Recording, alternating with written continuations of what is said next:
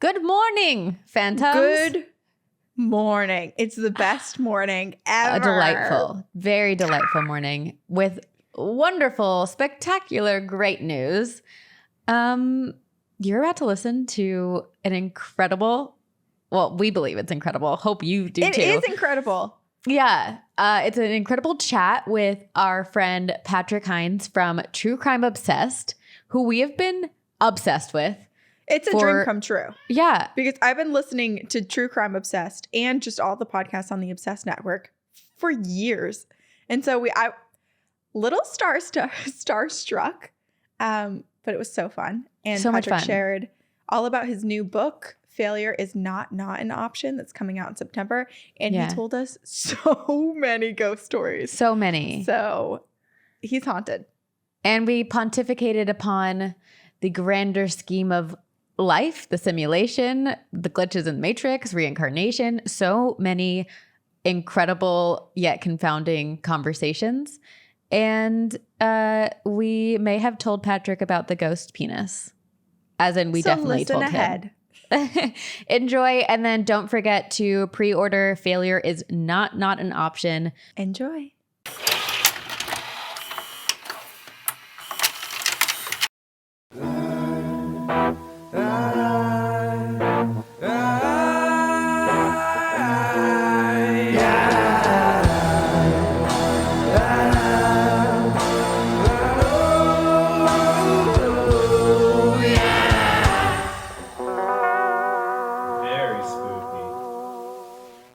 I am the least technically savvy person in the world, and we have this like fancy studio that we had built like minutes before the pandemic started that I've never learned how to use. So I'm just kind of like pressing buttons and hoping for the best.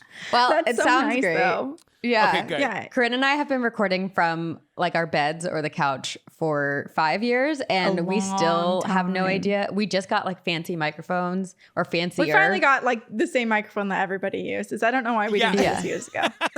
Well, I'm telling you, like, when we had to go remote for the pandemic, I like that. I don't know how you all do it every week, because for me, I could never adjust to the. No matter what program you use, there's always some minor micro delay. And I guess like we did it for 2 years and we got used to it. But like for the beginning, every week, I'd be like, Jillian, I hate this. I quit. I'm not going to make podcasts anymore if this is how we have to do it. Wait, It's so you funny. find when you had to be in person, did you find making eye contact awkward? Because every time Sabrina and I are in person, we're like, ew, stop looking at me. Yeah, That's what? so, like now I will going forward because you mentioned it. But like we also like we get away with it because we have like we're in a small studio, so we have like lights and cameras and our computers and our notes, so we can kind of avoid looking at each other if it's getting a little too datey. Yeah. Don't look into my soul. Right, totally. It That is could so be funny your new because podcast is like the pod dates of podcasting. Like you're just super Oh. close to whoever the guest is. intimate. When Karin and I started our podcast, we had so many technological difficulties that we were like, I mean, we say we're the most haunted podcast in America, but we actually think we are. But in the beginning, we had so many technical difficulties that we were like, it has to be paranormal, because we would record episodes and they would just vanish. Like completely disappear. We had to re-record them, or the audio would go for 5 minutes and then the rest of the 90 minutes was silent. We had to record. There was one episode we had to re-record. What was it, like 3 or 4 times? Oh my God. And it I'll was tell you- such we a were funny convinced we were episode hexed. too. And we were like, damn, what was that joke we made? How do we get that back? I remember all of our jokes. Sometimes it's better. Like we Jillian and I had to re-record once, and I was like, actually the second time was better. I'm like, should we do a dry run every single time? And she's like, no. But I started Absolutely out podcasting not. as like a fan, and so I was a big fan of Rebecca Lavoie and Crime Writers On, and then we became friends. And she's like an audio wizard, so whenever we would have like a major issue, I'd be like, I have to call Rebecca. One time she like got our audio back for us that like was just gone into the universe, and Rebecca saved it. And I was like, you are a witch. I was just going to say, she True. sounds like a witch. Yeah. Witch. Wow. I That mean, is there's no other way to powerful. explain it.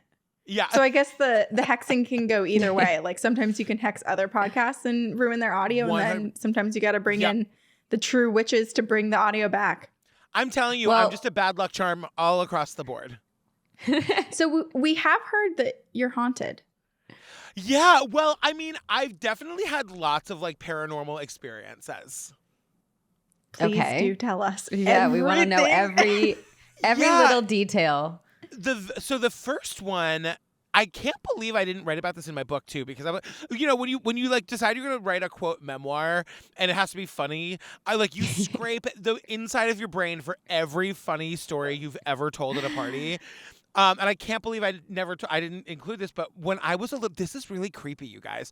When I was a little kid, oh, this is so wild. I was sharing a room with my brother, and I'm 6 years older than him. So I was like, let's say I was 10 and he was 4, and we were asleep in our beds. They were like twin beds next to each other, separated by like a nightstand.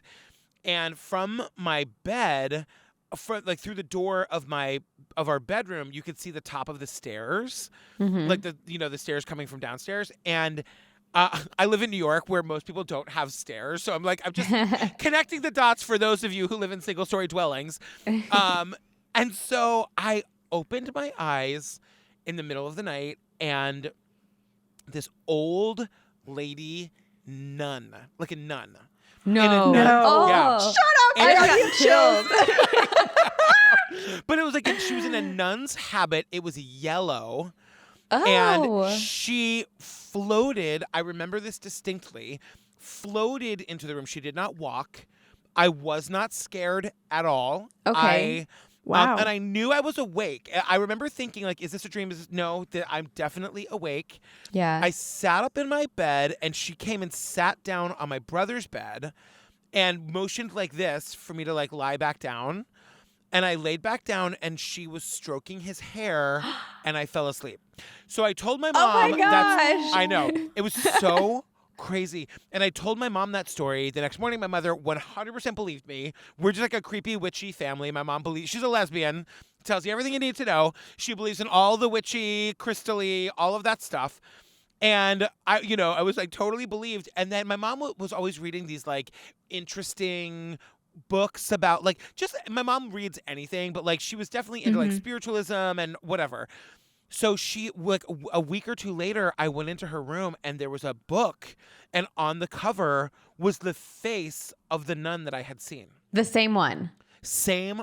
Immediately, I was like, "Oh, mom, that's the nun that I saw." And it's not like I had seen the book before and then had a dream about her. Like, Right. it was just the face. And my mom turned white because it was a book about the death crone. What? Now, the death crone, according to legend, is like it's sort of like the Grim Reaper in like lady form or whatever. And she comes to you before you die. And my mom was convinced. I know. My mother was convinced that the death crone had come to like take my brother, essentially. And he's still alive. He didn't die. But like that was my God. first. Isn't that wild? I know. Oh my gosh, so many chills. If she was the death crone, at the very, I'm so glad your brother's still with us, but at the very Yes. least, I like that she feels so maternal and kind and is like stroking someone's hair. You know, if their last moments are the way that they get marked for death is this Yep. really nurturing, warm moment, then that makes me feel better because, you know, you kind of think about like the Grim Reaper with the hood and Yeah. yeah, they're like chasing after you like Yeah. It was very peaceful, and I remember like being not scared. I remember like specifically, I was Okay. like, my mom was like, "Were you scared?" I was like, "No, it seemed fine." But I also knew that she was not of this world. You know what I Yeah. mean? I mean, Like, if I a knew she- woman is floating into your bedroom, Exactly. not really human. Exactly. So that was my first ghost story. And then all through high school, I would have, oh my God, you guys are going to think I'm so weird. I know I'm in the right place. No, This is the you safe are. zone. Yeah, I was gonna say we've heard some weird could shit. say We have experienced anything. some weird shit. Yeah, Really? we are very weird. So I used to take naps after school because obviously I was in the drama club. So I would. Same, of Theater course. kids. Exactly. And so we would have drama rehearsal from like 6 to 9 at night. And so I'd come home from school and like take a nap for an hour or whatever. But I had sleep paralysis and out of body experiences. So You astral projected. what are your astral? Yeah. Yeah, because I've astral projected quite a few times, and now Have you? accidentally, but now I'm trying to actually tap into it and harness the Yep. ability because I feel like it's such a cool ability, but it's a bit scary. It's so scary. And like for me, back in like my high school days, it wasn't so much that I felt in control that I could like pop out of my body and like float around the house, because otherwise I would just live in Ryan Phillippe's shower. Yeah, right. It was, Right? You know what I mean? Me like, too. Why, Meet you there. Why else astral project if you can't go right to Ryan Phillippe's shower? You and I are the same here. Sabrina's like, oh, I'll go travel and see different cats. I'm like, I'm going to wanna watch people shower. I want to go to Area 51. There's plenty of time for Area 51. We got to go to the boys' locker room, and we got to go to Phillippe's house. But yeah, like it was more like I had the kind where, so the sleep paralysis was terrifying because that my eyes were closed, but I was awake and I could not move, and like that was like really terrifying. Did And you then ever see anything or feel anything? I was just gonna say, Yeah. there was one time that I remember seeing so vividly a woman from like olden times hovering in my room, like doing work. Like I don't think she wasn't paying any attention to me, but she was definitely there. And either she was like a big woman in like what I would think of as like garb from like the 1700s. And like with that fucking bonnet and everything. And she was like either churning butter or doing some sort of like seamstressing work or whatever. That was terrifying. There was another time that I literally popped out of my body. This sounds insane. And I remember going to like being so scared that I went across the hall to my mom's room, and I was like pounding on her door, and she opened the door and it was a big black emptiness. And I took a chair from the hallway and like threw it in. So maybe that was a dream. I don't know. But like this was all happening when I was a teenager, and the out-of-body experiences happen all the time. When I was older, I would say like in my 30s was when I started having more of the astral projection-y sort of thing, where I would be falling asleep. You must have like had this where like you're falling asleep and you just feel like you fell into your body. Yes. Has that ever happened to you? So many times. And I was looking that up, and that was sort of, they talk about that as like your sort of soul or spirit or whatever has come out of your body, and that's it going back in. And I was like, well, I wanted to try to be more present for that, because it is terrifying. And I wanted to like do it. I wanted to like get to Phillippe's shower if I could. Hell yeah. So like I remember one time I was sleeping in this was just a couple years ago, and I could feel myself starting to like pull out. And this sounds so insane, but I remember being like half asleep and being like, is this real? Is this real? Just go with it, go with it, go with it. And I sort of remember having that sort of like feeling, and then it scared me, and I kind of just like woke up. So yeah, I had a similar experience, but I was fully out of my body, was moving around my entire apartment complex, and all of a sudden, like a male voice in my physical body whispered, "Wake up!" And my astral self like sprung back into my body. Who and so was I was it? like, I don't know if it was something trying to protect me, like, hey, you're leaving your body vacant for, I don't know, a demon to come take over. Well, I mean, Insidious. I immediately thought of the movie Insidious. Like something is creeping and trying to possess you, untether you from your body. Does that mean you get to live in Phillippe's shower? Because that's a solid deal to me. Right? Honestly, let the demon move my body around. It's, you can have it. Life is hard. You know, I've only had an out of body experience one time, but my mom has had it happen to her a few times, and she said that she'll hear it'll feel like there's headphones over her ears, and it'll be like a big whooshing noise, and then she'll know that it's coming. And sometimes, Patrick, like you were saying, it gets a little scary, and she'll often try to fight it. But one time, I think multiple times she's let it happen. But this one specific time, it negatively affected me because she astral projected into my childhood bedroom when I was 13 and listened in on my entire breakup with my 7th grade boyfriend. Well, actually, let me correct myself. She had no control over where she was going, but she heard me talking to him on the phone and then found herself in his house watching him cry. And so she made it so much worse because she like saw all of the emotion and like Who saw broke up with all who? of the heartache. Yeah. I broke up with him because he cheated on course. me. The seventh Okay, grade version. screw him. I know.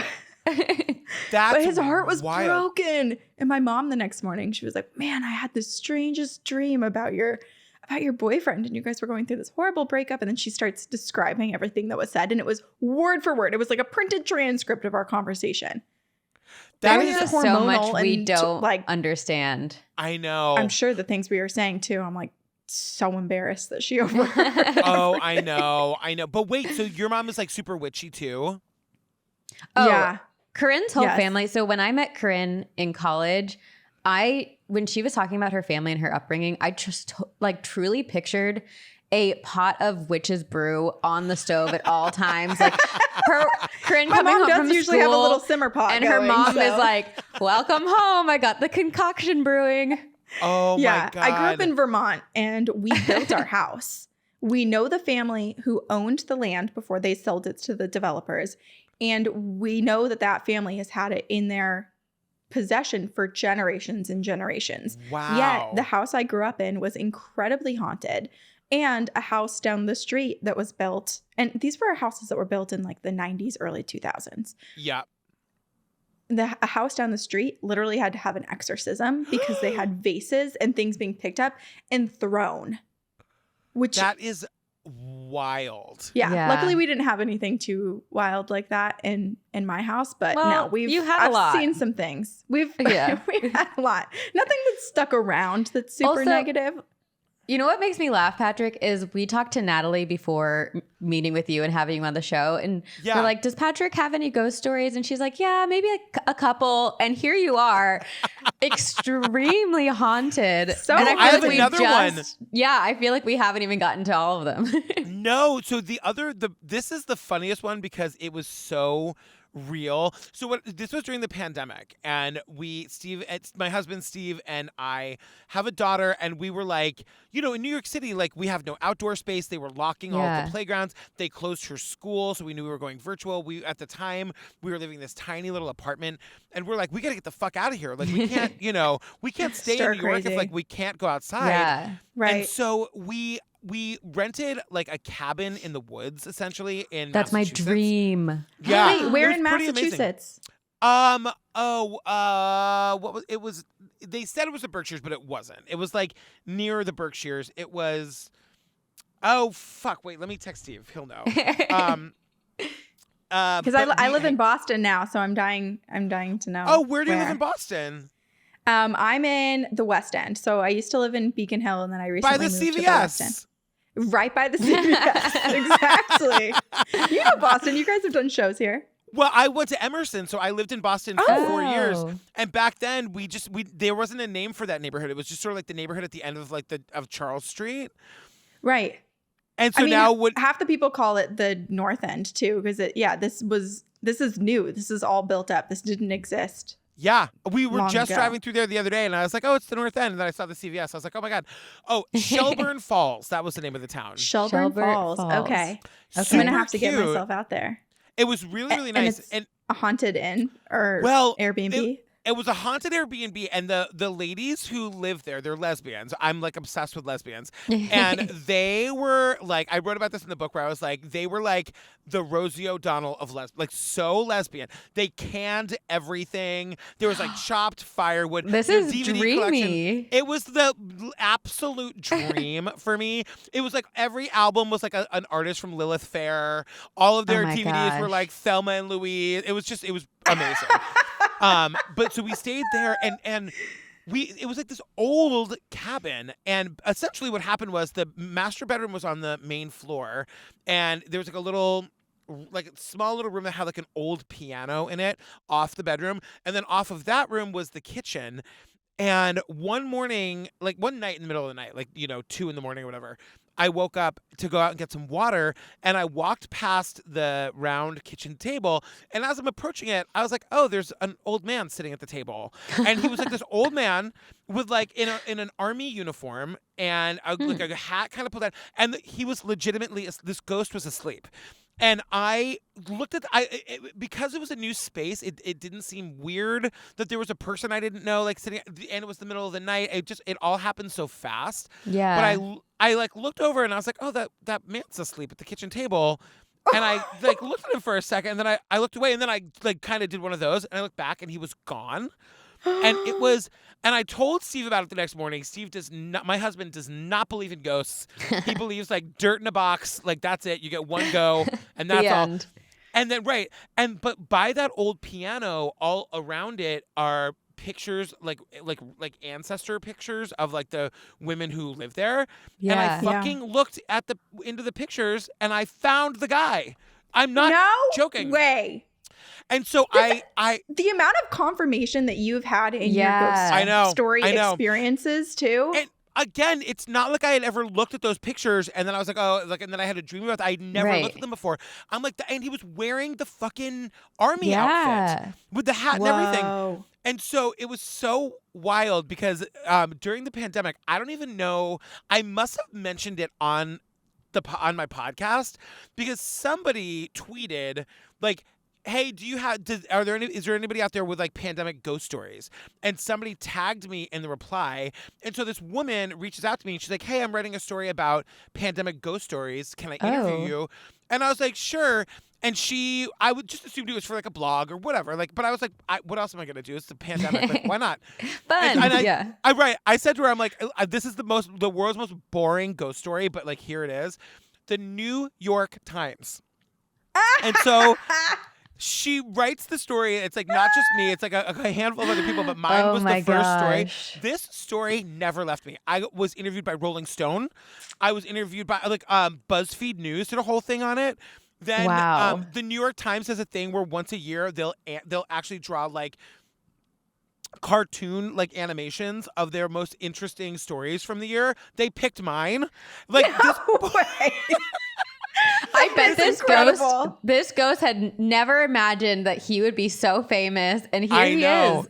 I know. It was so wild. And it was such a boring ghost story, but I'm like, I swear it happened. Like it was a real story. But it's not boring. I mean, it's so interesting to me, and Karin and I talk about this a lot on the podcast. It's like something like that almost feels like a glitch in the Matrix, like where 100%. You kind of slipped back. There's the timelines crossed and you saw something that happened in the past. The same with the woman turning butter, I like thought that exact thing when you were talking about it. Like what, we're always like, what even is time? Like how is it layered? Yeah. I know. Right. It's funny. My friend Daisy Egan makes a podcast called Strange and Unexplained on our network. And we were just talking about, we are both, she broke my brain talking about the, I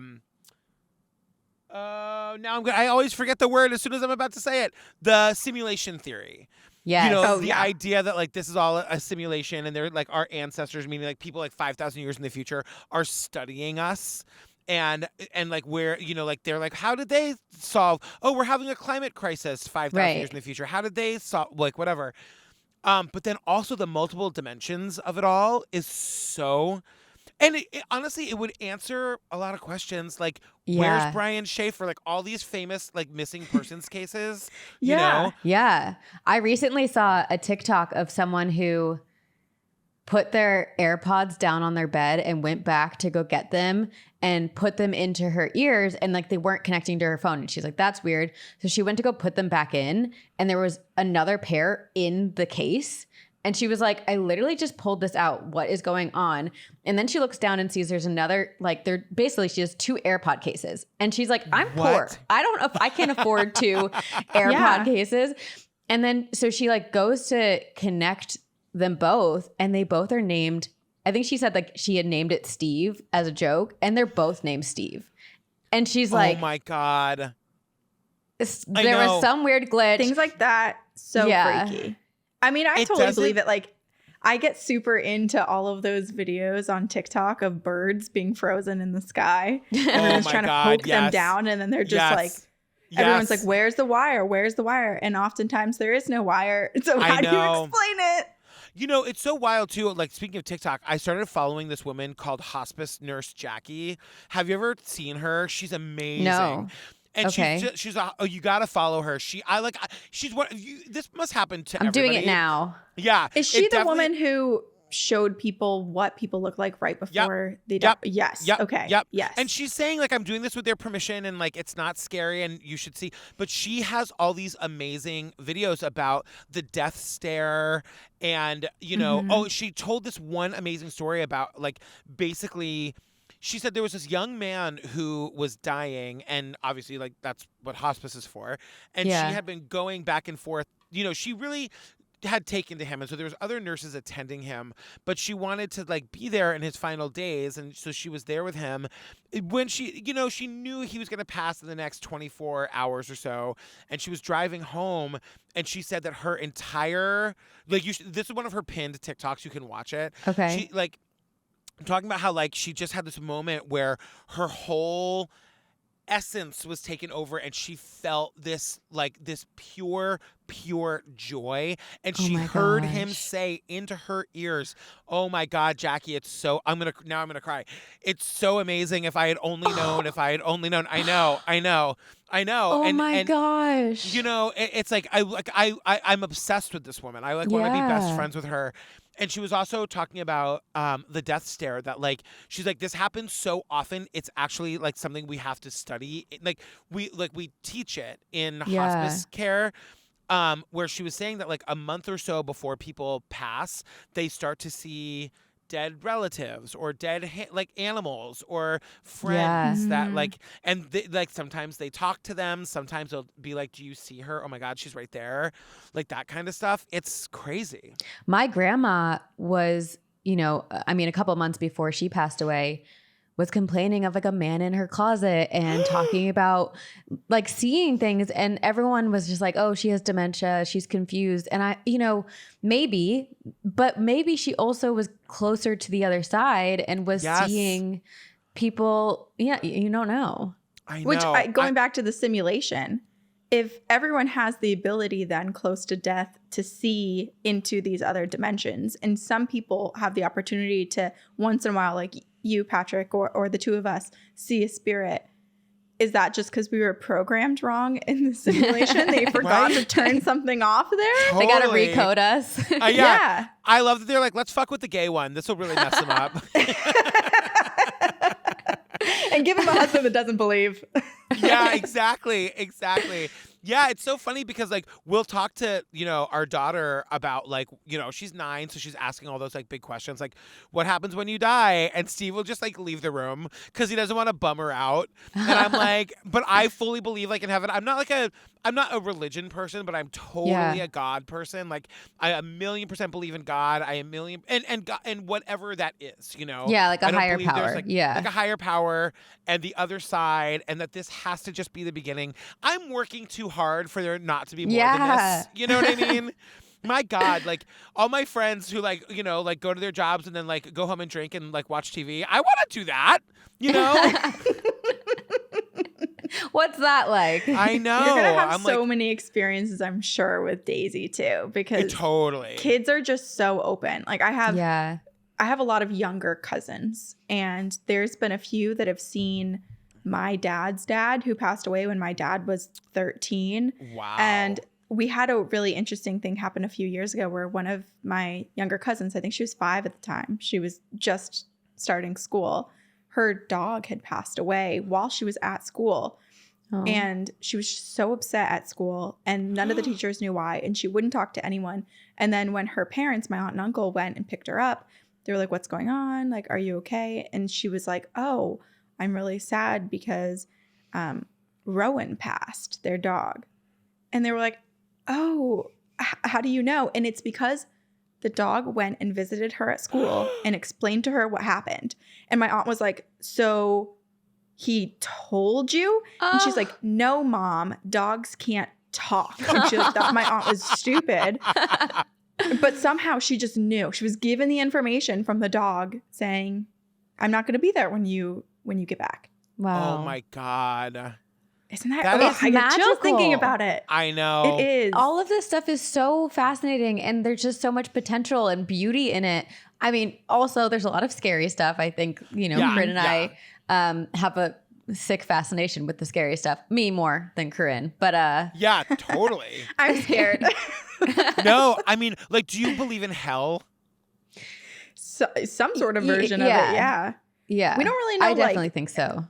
Yeah, I think we haven't committed necessarily because we both, I mean, I was raised Catholic, but a lot of things happened in my life to make me not fully adhere to one belief or another. Yeah. And so I feel like we're still just trying to figure it out. And every single story that we hear, it like adds another layer to what the hell is going on. But totally believe in sort of like the darkness and the light. Right. And maybe it's not necessarily hell, but there are evil spirits, and whether they were evil in this life and, you know, continued on, or there's beings that are not necessarily of human descent.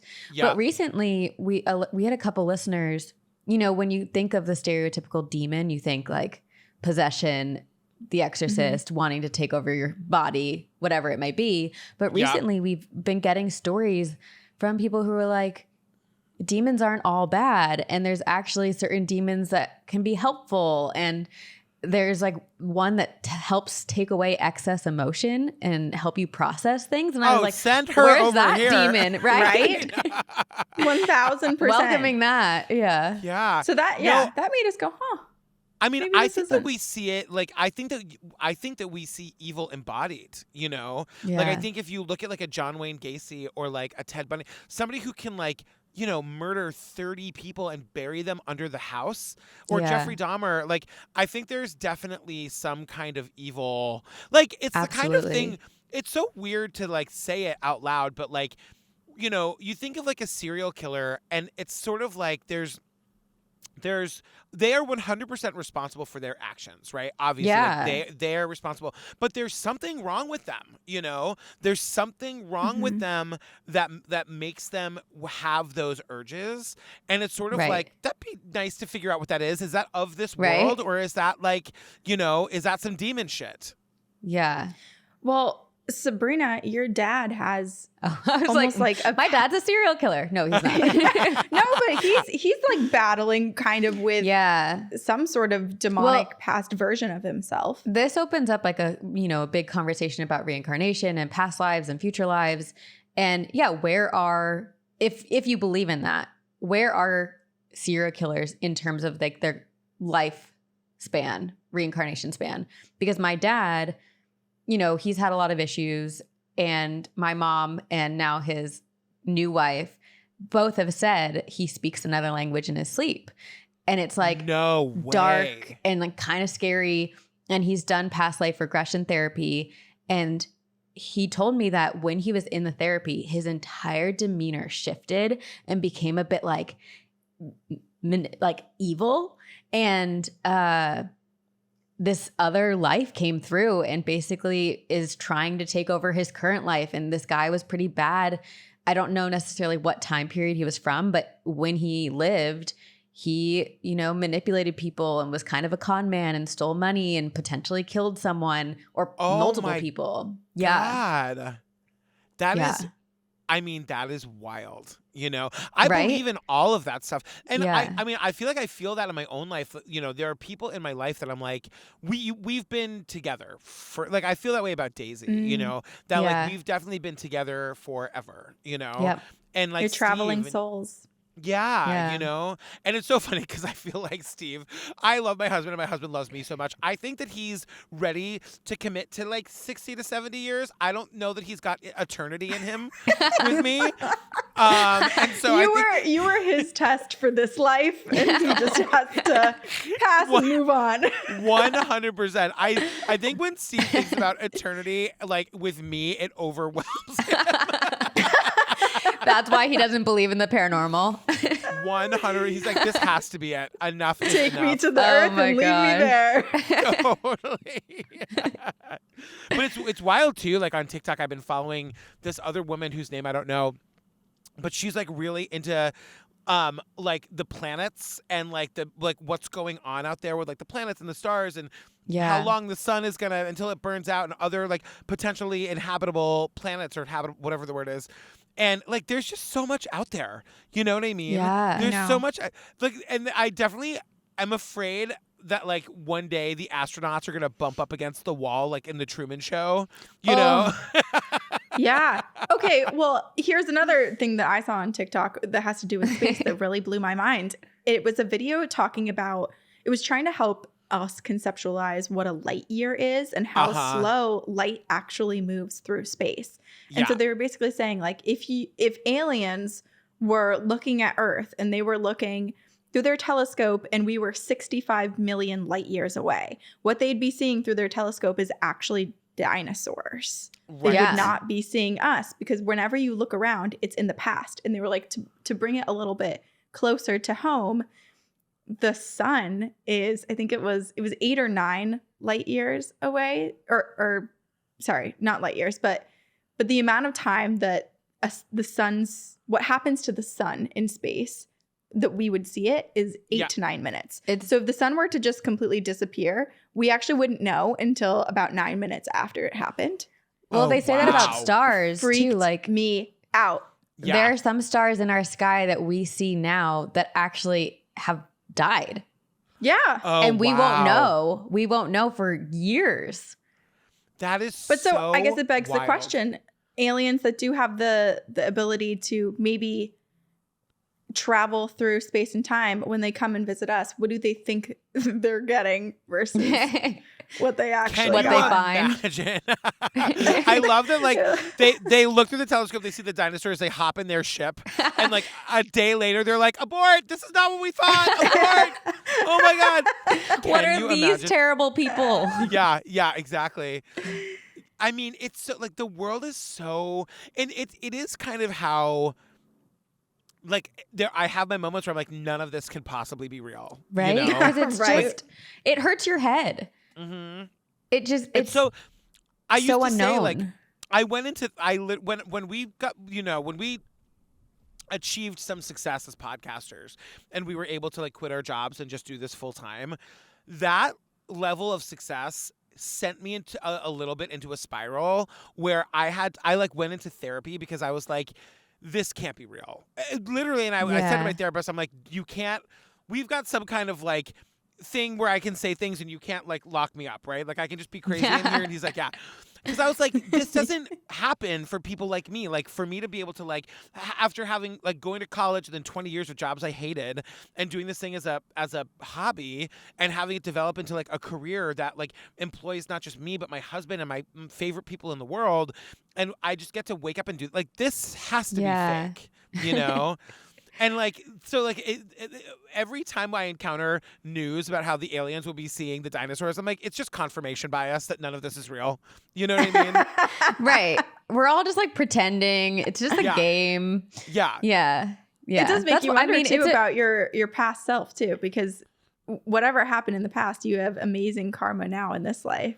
Now you get to live it out, and you're like, I'm confused. What happened in the past to allow me to do this now? Exactly. Like, if it's all based on because going forward, like, I don't know, the next guy is fucked. You know?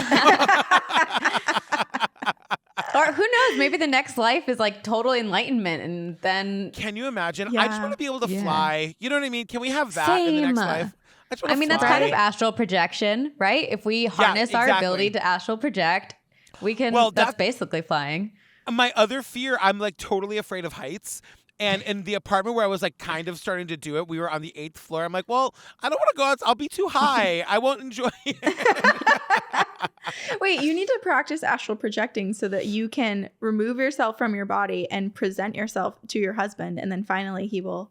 Oh, my God. He will believe. Houdini tried to do that. Houdini and his wife, they tried so many different times. They basically were, like, kind of believers but kind of non-believers, and so they would constantly, Houdini would try to astral project across ponds and lakes and have his wife say if she saw him or not, and she never did in his living life, but she did have experience. I have an idea. Patrick, tell me. Join me on this journey. We're gonna harness this ability to astral project. We're gonna work together. We're gonna meet in the astral plane. We're gonna come up with a big plan. And we will find a way to convince your husband that the paranormal is real. And then we'll go to Felipe's, go to his shower. Yeah. We're going right to the shower. Yeah. I mean, my mom had a friend who was a psychic medium, and her name was, get this, Ruth Blood. And Oh, I that's know. so Jealous. cool. I know. And she Changing my worked name with, after this. Isn't that insane? She worked with like local police to help like solve crimes and stuff on Cape Cod. And she took a class on the like in her astral form. So there was a class that was taught that you like literally would astral project to the classroom. Stop. No freaking way. Who Yeah. was teaching? I don't know. I was too young when I was a kid to like know to.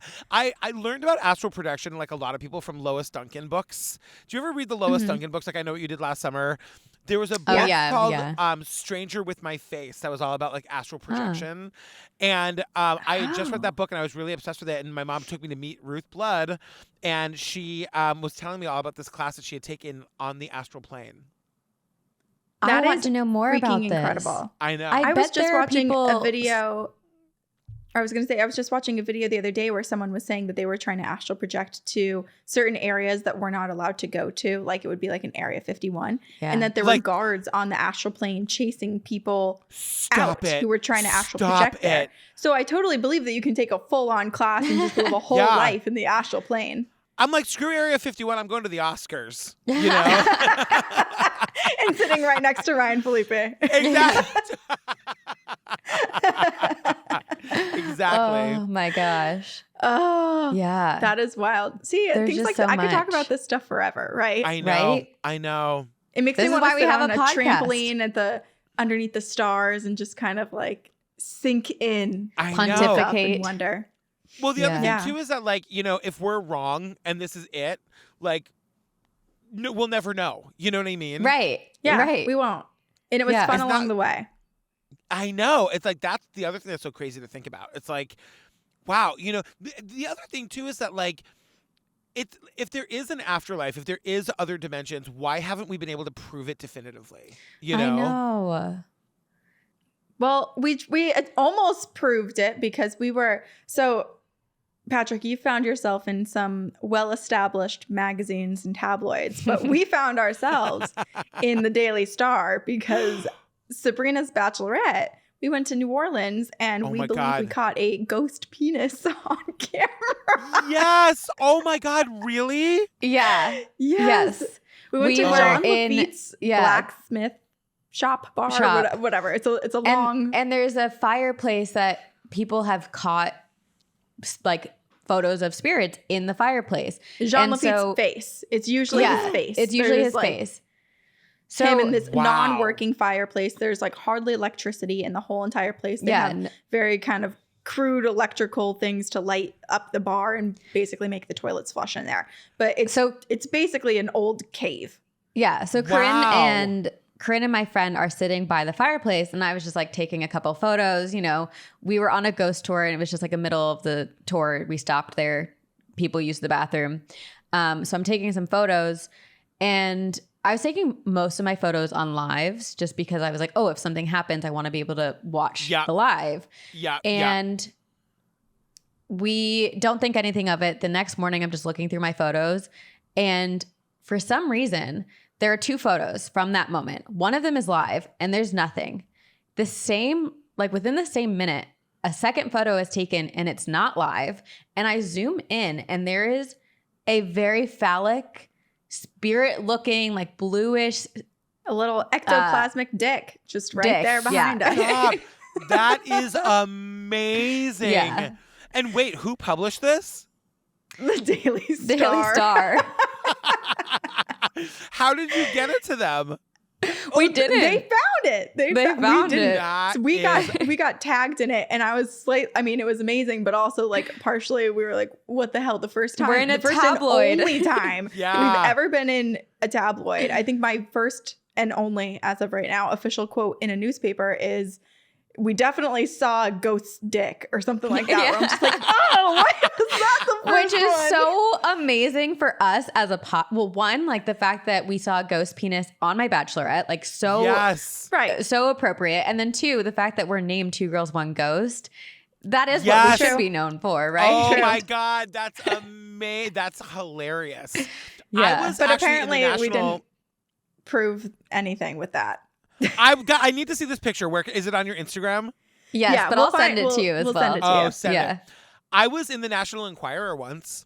Oh, like the What did you fanciest of like do? all, this was when I was a kid. It's such a wild story. My brother, when he was like 14 or something, ran away and he went to live with Tony Curtis.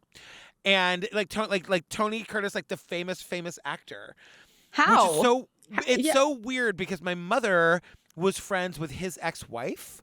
And so somehow like my brother had gotten to like they were so friends and Tony had gotten to know my brother a little bit and Nick had gone to like stay with her and then went to stay with him. So basically like and he didn't stay there for long, but long enough that Nick got to know one of Tony's sons. And years later, the son died and we were all invited to the funeral. And we went, and it was when my brother, my mother was introducing me to Tony Curtis, and I was shaking his hand. That like that was the picture that they used on the full inside page of like front page of the National Enquirer for like to talk about like Tony Curtis's like dead son, which is really sad and morbid. But like there's me shaking Tony Curtis's hand on the inside cover of the National Enquirer. Did you keep it? Do you have copies? I did. Well, at the time, this is so morbid. This is like nothing I would ever do now. But at the time when we went to buy it, somebody told me about it, and we went to buy it, and the guy at the grocery store made me autograph it and give it to him. Like it's so awful. So then I had to like buy another copy, and I had it forever. I don't have it anymore. And I did try to look it up once, and I couldn't find it, because it wasn't like the front cover; it was like the inside. But it was a full color photo. Oh my God! I mean, I can imagine you were excited to autograph it in that moment. Oh my God! Right? 100%. I was like 14 or something. It was what a crazy story. That is so wild. funny. I just picturing this guy now, like has like a keepsake binder, you know? What? Totally. Yeah. What other stories has he made? You're gonna find that on sign their eBay. name over? I know. I mean, only and imagine. I felt so famous in that moment. I was like, I would absolutely be happy to sign this for you. Did you write about this in your book? No, now I have like more for book 2. Every time I have like an idea, I run to my computer and I have like a running Google Doc for book 2, but I have to write about that in book 2. Good. Well, Okay, now you this get to is- sign books left and right. Yeah. Yes. Your This is- signature's everywhere. This is a great transition because your book comes out. Failure Yes. is not an option, right? And Yeah. we're so excited to hear about it and Oh, read it. thanks. So it comes out in September. I'm doing this like really wacky thing where I was too impatient for people to read it, so I just decided I would like do a tour where I would like go on tour and read a chapter, and it's really fun. Like, so the book is called "Failure is Not an Option" because it's like 12 stories about like my biggest epic fuck ups and failures. This is my first official like interview for this. This is so exciting. Oh, we're so we're glad to have honored. you. Yeah. Thank you for letting me talk about myself. So We were hoping you would. The idea was like, yeah, the idea was just to write like the 12 dumbest, like stupidest things I've ever done. So there's like a chapter in there about the time I opened a home daycare that lasted a week, and we like got rid of all of our furniture and got rid of everything, and I got licensed. It took a year, and we spent Wow. thousands of dollars opening this daycare, and we were so excited about it until the children showed up. And we're like, oh, that part. Oh, So like that. Then I remember on day 3, literally like 7 a.m. sitting on the couch crying, being like, they're gonna come. I know they're gonna come. I can't do it again. It was Did awful. you have Daisy at this time, or Yes. Yeah. Okay. Daisy was 18 So at least months. one of the kids was yours. Yes, and I just wanted to like stay home with her. Like that was the Yeah. whole idea. And then but then other kids came, and I was like, what are you doing here? And then there's like a This is story supposed about to be a private session. a private daycare. Like, I'll take all No. your money, but keep your kids. And like here, like let me give it up to the daycare providers out there because oh my God, what Yeah. a fucking hard job. so much work. Jeez.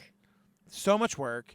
And then there's a chapter about when I was a senior in college, B. Arthur from the Golden Girls, who I'm like obsessed with, who isn't obsessed with B. Arthur and the Golden Girls. She came to my college for a weekend, and I was her host for the weekend. Oh my gosh. And it was a fucking disaster.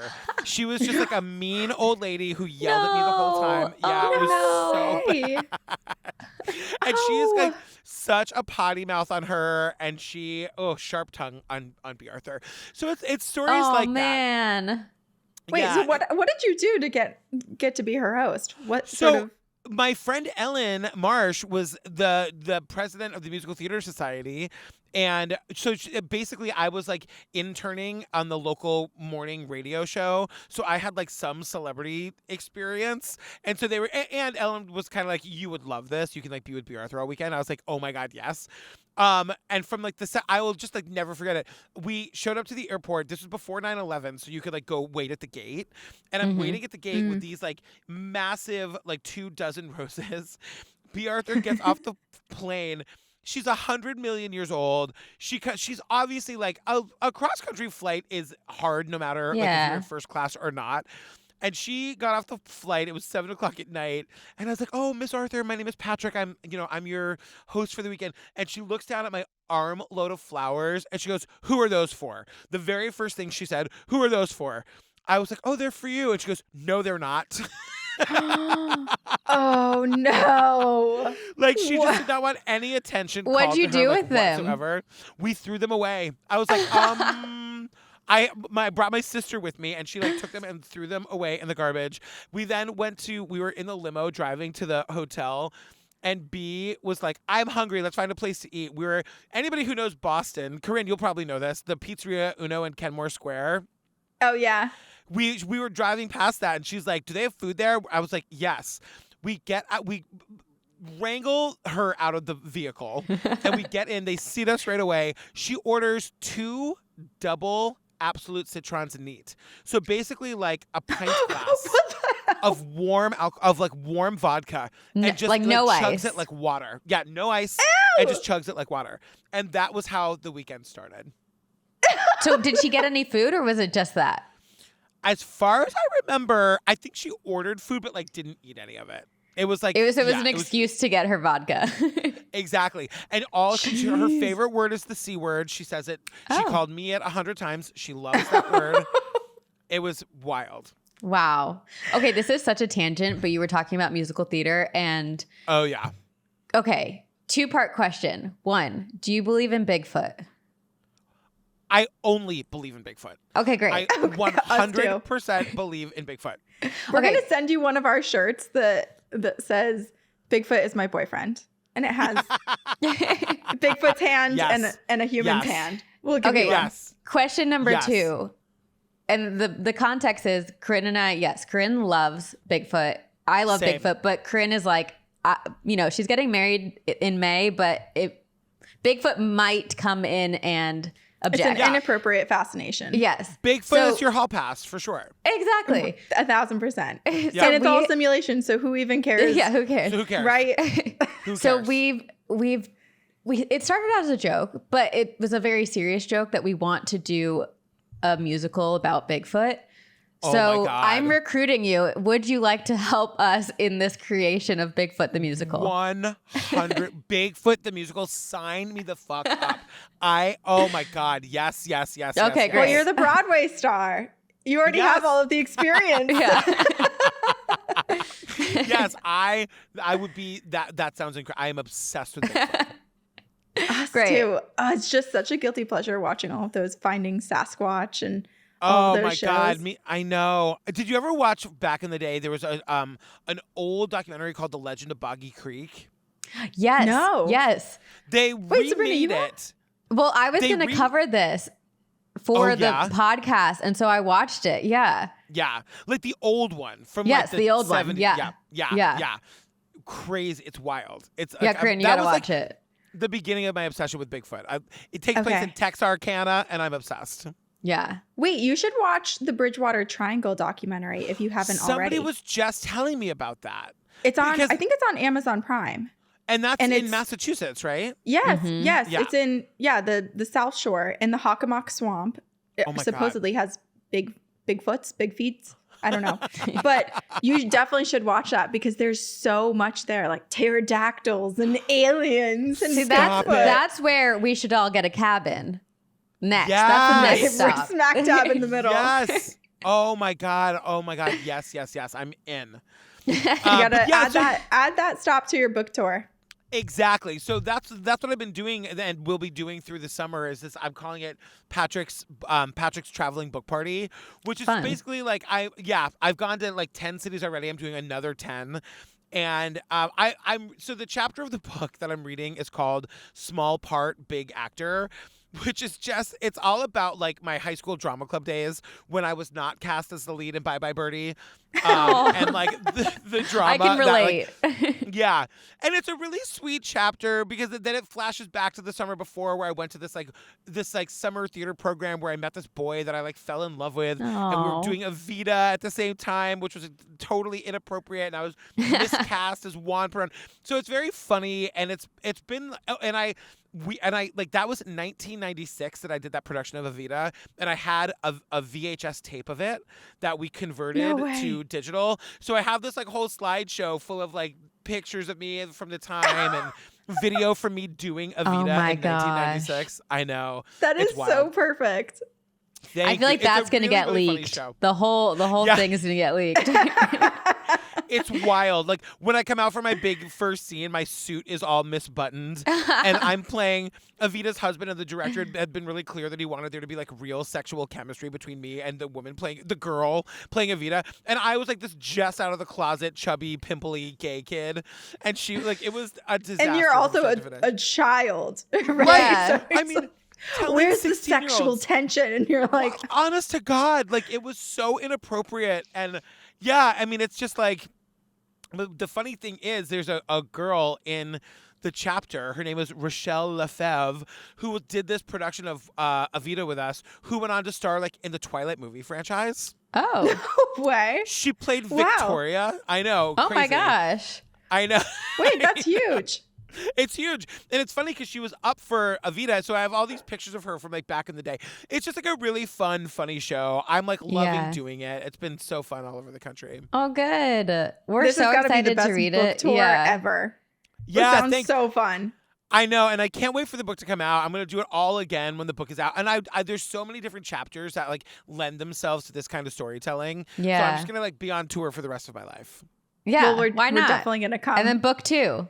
Yes, exactly. And then Do you guys Bigfoot the go on tour? Musical. Yeah, exactly. We are hoping to. We did a little mini tour back in 2019, and then the pandemic happened, and then we just never planned one again. But this is our year. We keep saying, good. This is the year. So Oh, we'll let you know when good. we're headed to New York. Please do. I'll be there with bells on. Perfect. You can bring your kid, and she can sell fans. She'll sell fans. Hashtag fans for fans. The funniest thing about that is that when the very first night she did it was at the opening night for the book party tour. And, you know, all the listeners know Daisy. She's like a part of the whole thing. So she's there and she like she took this piece of construction paper and folded it into a fan and walked up to the very first person to arrive and handed it to her. And the lady goes, "Oh, thanks, Daisy." And Daisy sticks out her hand and goes, "May I have $1, please?" Honestly, props to her. She's a little businesswoman. I know. Already. It was like less about selling fans and more about extorting the listeners. Oh, you know, I respect it. Yeah, exactly. Hey, you gotta like the hustle, right? Yeah. Absolutely. It's all a part of the game of the simulation that we're living. Exactly. Forging our own paths. Exactly. Yeah. Well, Patrick, thank you so much for joining us and for telling us all of your ghost stories. And we cannot wait for your book to participate in your book tour and then to read your book and Yeah, then to read your second book. Where can people buy it, pre-order it? What's my website, the book is called Failure is Not an Option. So the website is called Patrick Fails. So it's patrickfails.com. But you can also like barnesandnoble.com, amazon.com. You can like just Google it. You'll find it anywhere. Yeah.